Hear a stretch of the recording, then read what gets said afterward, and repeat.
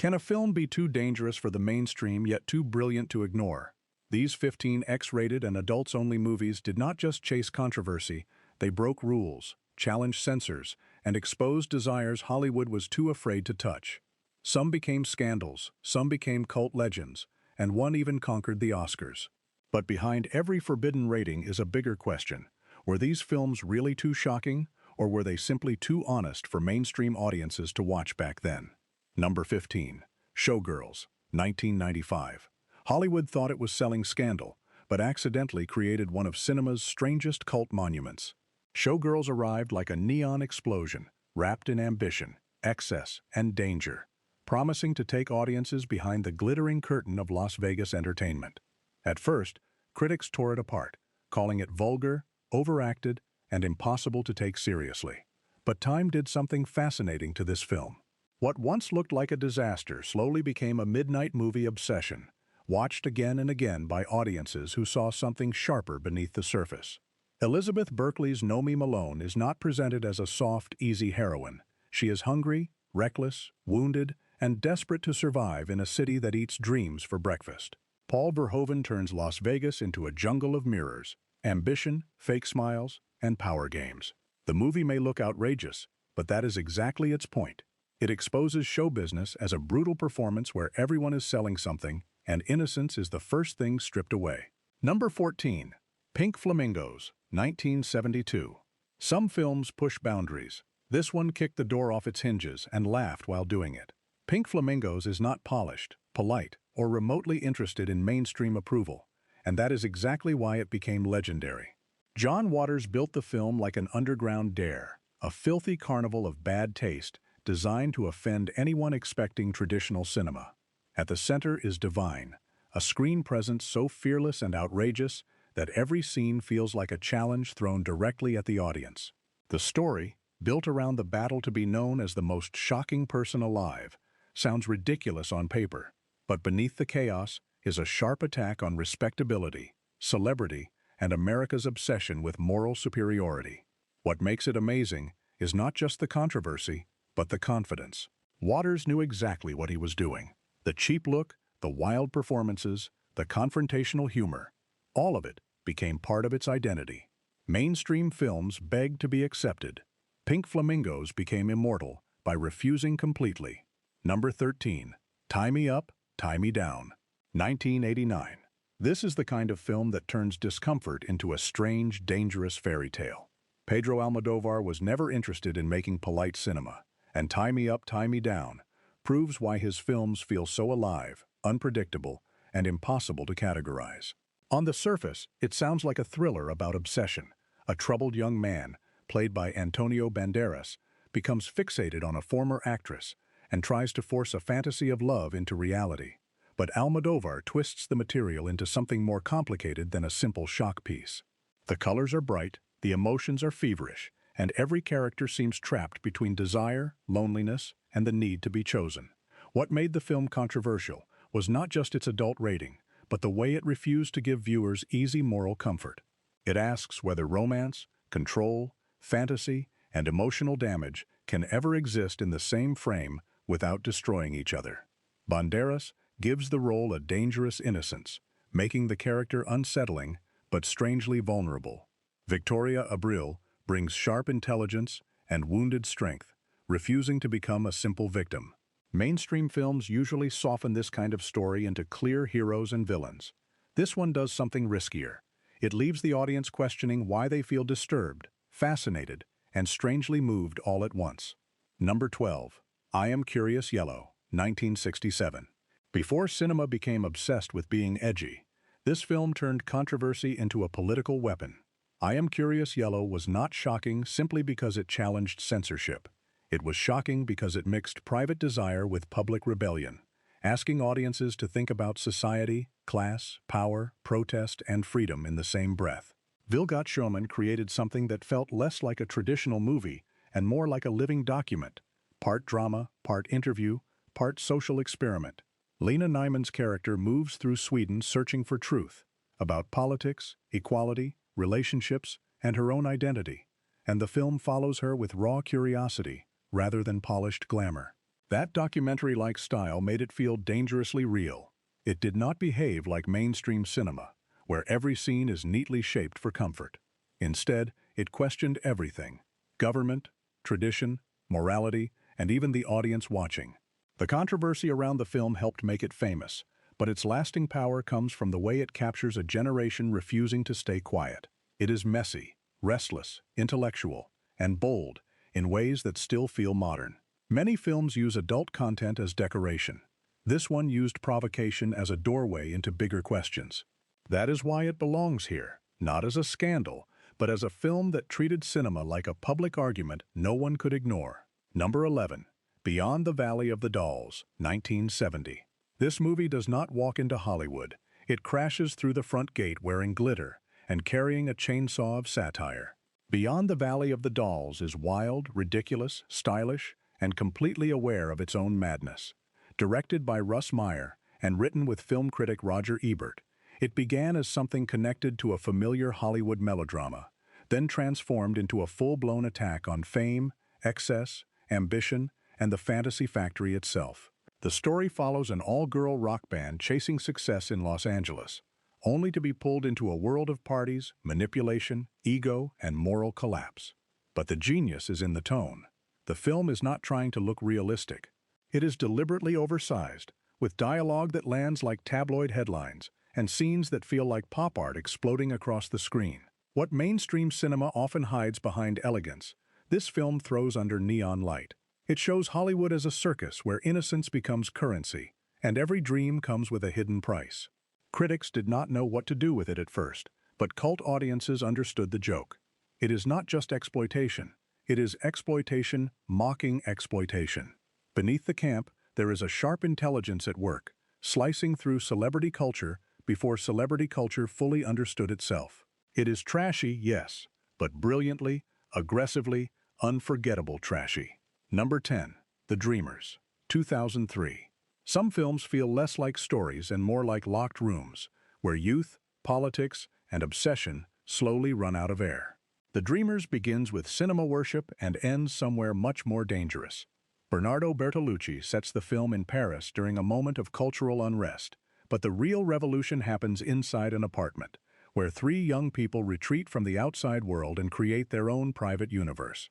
Michael Pitt plays the American outsider, while Eva Green and Louis Garrel play twins whose bond is magnetic, strange, and unsettling. At first, their connection feels intellectual, built on movies, games, references, and youthful arrogance. But gradually, their private world becomes more intense, more isolated, and more fragile. The film understands something mainstream coming-of-age dramas often avoid. Youth can be beautiful and selfish at the same time. These characters talk about rebellion, but they are also hiding from reality. They celebrate cinema, but they also use it to avoid growing up. Bertolucci films the apartment like a dream, slowly becoming a trap. Every scene carries the thrill of discovery and the anxiety of collapse. The controversy made it famous, but the emotional tension gives it lasting power. The Dreamers is not merely about desire. It is about what happens when people confuse freedom with escape and fantasy with truth. Number 9. Henry and June, 1990. This is not just a film about forbidden attraction. It is a film about writers turning life into fire and then getting burned by it.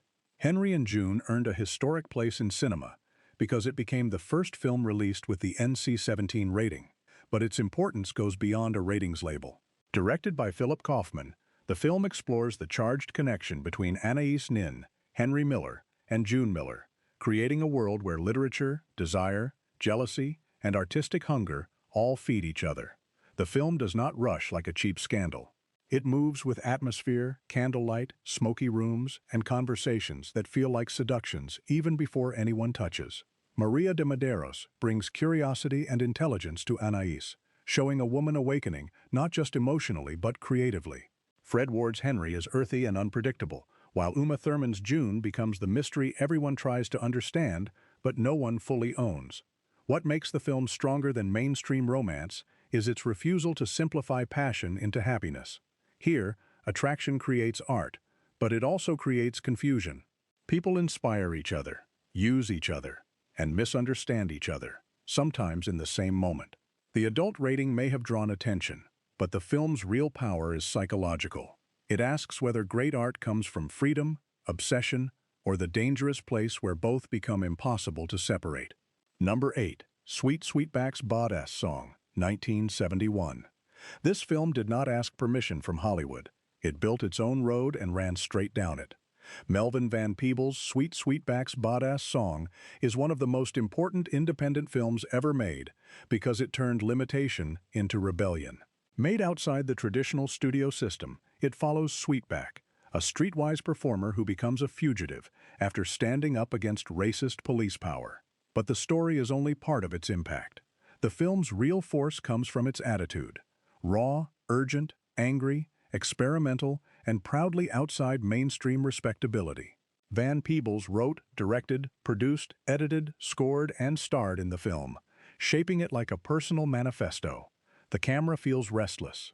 The music pushes the energy forward. The editing can feel chaotic, but that chaos matches a world where survival itself is unstable. Mainstream films of the time rarely allowed black characters to move with this kind of defiant agency. Sweetback is not designed to comfort white audiences or explain himself politely. He runs, resists, and survives on his own terms. The adult rating became part of its underground legend, but its cultural importance is much bigger. It helped prove that independent black cinema could reach audiences without studio approval. More than a movie, it became a signal flare. Loud, imperfect, fearless, and impossible to ignore. Number 7. Shame, 2011. The most disturbing thing about this film is how quiet it is. Shame does not scream for attention, and that is exactly why it cuts so deep. Directed by Steve McQueen, the film follows Brandon, played with icy control by Michael Fassbender, a successful New Yorker whose polished life hides a private spiral of compulsion, loneliness, and emotional disconnection. On the surface, Brandon seems functional. Good job, expensive apartment, clean appearance, controlled behavior. But McQueen slowly reveals that his control is a mask stretched over emptiness. The adult content is not presented as glamour or fantasy. It feels cold, repetitive, and increasingly sad, turning what other films might sell as excitement into a portrait of isolation. Carey Mulligan's performance as Brandon's sister adds another wound to the story. Her arrival disrupts his routine and exposes the emotional damage both siblings seem unable to name. The film's power comes from restraint. Long silences, sterile rooms, and Fassbender's haunted expression say more than dramatic speeches ever could. Mainstream films often turn addiction into easy tragedy or moral judgment. Shame does neither. It simply watches a man who cannot connect, even when surrounded by people. That honesty is what makes it so unforgettable. It is not shocking because of what it shows. It is shocking because of what it refuses to soften. Number 6. Crash, 1996. David Cronenberg took the coldest symbol of modern life, the car crash, and turned it into a nightmare of obsession. Crash is one of those films that still feels dangerous because it does not behave like a warning, a thriller, or a moral lesson. Based on J.G. Ballard's novel, it follows people who become drawn to collisions, scars, machines, danger, and the strange emotional charge that comes from surviving disaster. James Spader gives a performance that feels detached and hypnotized, as if his character is discovering a secret language written in metal and wounds. Holly Hunter, Elias Koteas, Deborah Kara Unger, and Rosanna Arquette help create a world where intimacy has become mechanical and technology has invaded the body itself. What made the film controversial was not simply its adult material, but its refusal to explain itself in comforting terms. Cronenberg does not tell the audience how to feel. He presents this strange subculture with clinical calm, making the experience more unsettling than if he had turned it into obvious horror. Mainstream cinema usually treats danger as spectacle. Crash treats danger as desire, identity, and transformation. That is why it divided critics so sharply. Some saw it as empty provocation.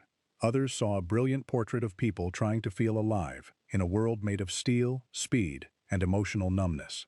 Number 5. Lust, Caution, 2007. In this film, seduction is not pleasure. It is espionage with a heartbeat. Ang Lee's Lust, Caution is a slow-burning masterpiece where every glance feels like a secret message and every silence carries the weight of betrayal. Set during Japanese-occupied Shanghai, The story follows a young woman drawn into a dangerous resistance plot against a powerful political figure.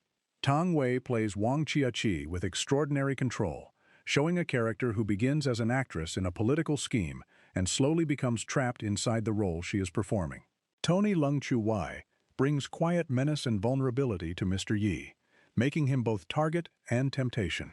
What makes the film remarkable is its patience. It does not rush towards suspense.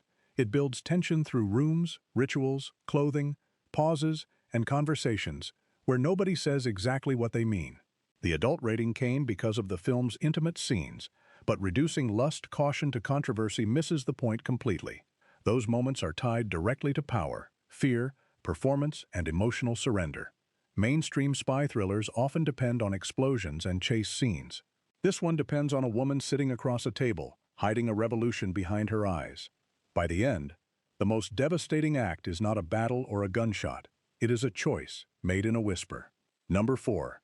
Blue is the Warmest Color, 2013. This film became famous for controversy, but survived because of heartbreak. Blue is the Warmest Color is an intimate coming-of-age drama about Adele, a young woman discovering love, identity, hunger, and loss, with an intensity that feels almost documentary-like.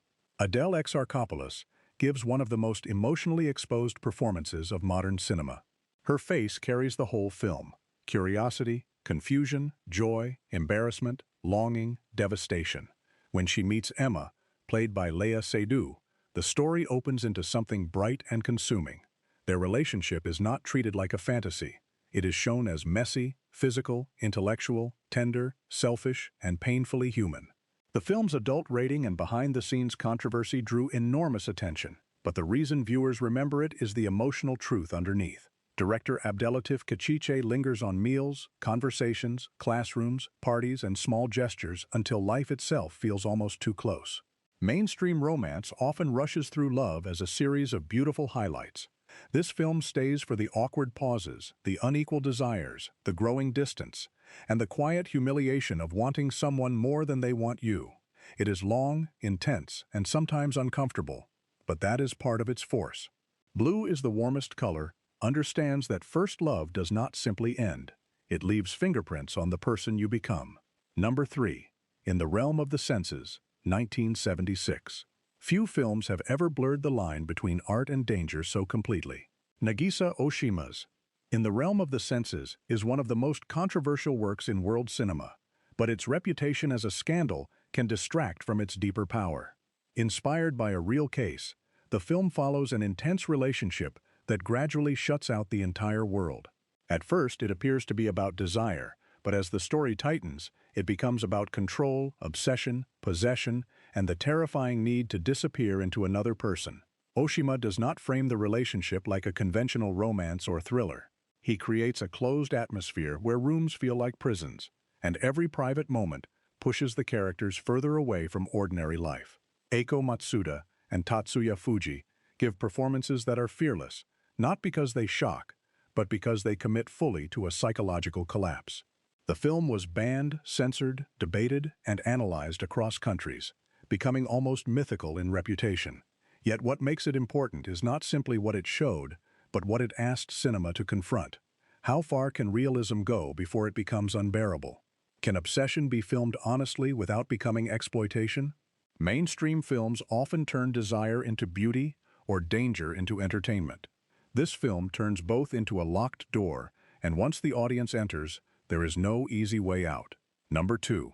A Clockwork Orange, 1971.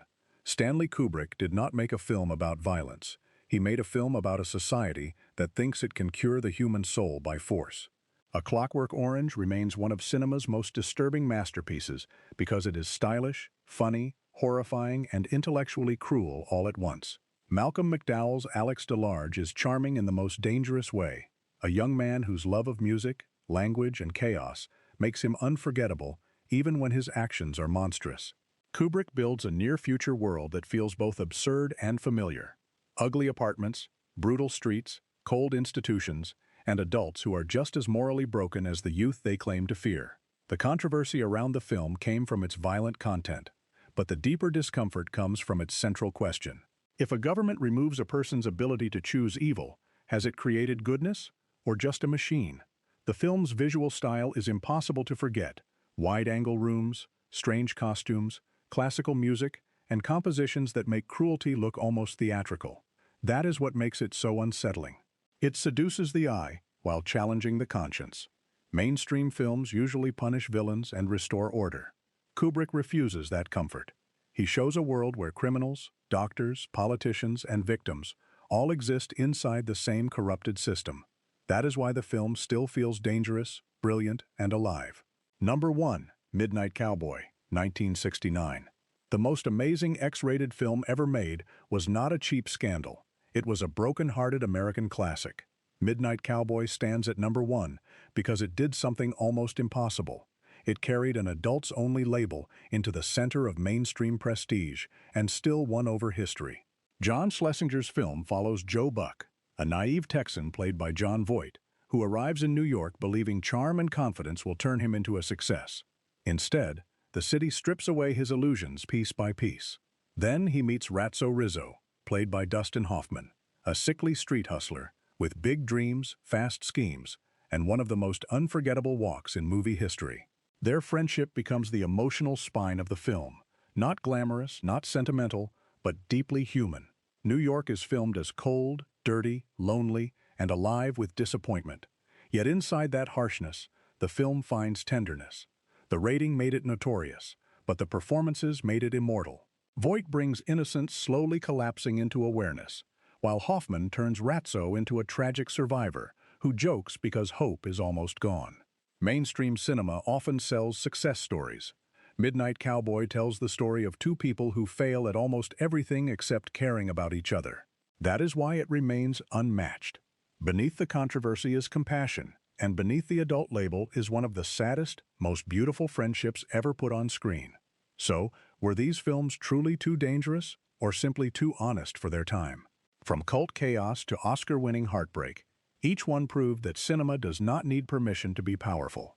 Some shocked audiences, some changed ratings history, and some still feel untouchable today. The real question is, which one deserves to be called the boldest of them all?